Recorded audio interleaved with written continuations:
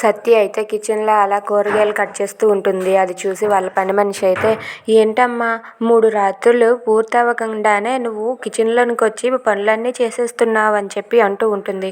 అది విన్న సత్య అయితే ఏమీ పట్టించుకోకుండా అలా కిచెన్లోనే కూరగాయలు కట్ చేస్తూ ఉంటుంది.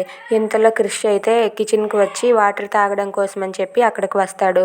క్రిష్ రావడం చూసి సత్య అలా చూస్తూ ఉంటుంది. ఇక సత్య పని సత్య అయితే చేసుకుంటుంది. క్రిష్ అయితే అక్కడికి వెళ్ళి వాటర్ తాగుతూ ఉంటాడు. ఇంతలో సత్య అలా కూరగాయలు కట్ చేస్తూ ఉంటే సత్య చెయ్యి అయితే కట్ అవుతుంది. అబ్బా అబ్బా అంటూ సత్య అయితే బాధపడుతూ ఉంటుంది. ఇక బ్లడ్ రావడం చూసి క్రిష్ అయితే సత్య ఏమైంది అని చెప్పి పరిగెత్తుకుంటూ సత్య దగ్గరికి వెళ్ళి ఆ బ్లడ్ని చూసి సత్య ఫింగర్ని అయితే తన నోట్లో పెట్టుకుంటాడు. అది చూసి సత్య అయితే అలా మౌనంగా ఉంటుంది.